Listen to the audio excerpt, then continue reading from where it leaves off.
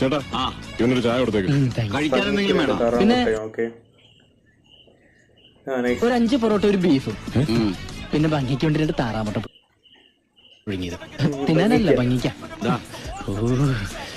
വിശന്ന് എനിക്ക് ഭ്രാന്ത.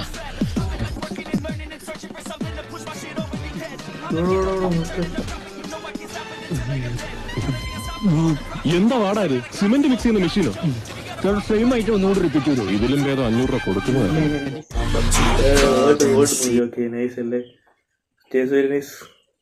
കാരണം പാസ്റ്റില് സീനായിരുന്നു ഗൈസ്. ഓക്കെ, ഭയങ്കര nice scene guys. Okay let's okay comment ഇട്ട് വെക്കാം.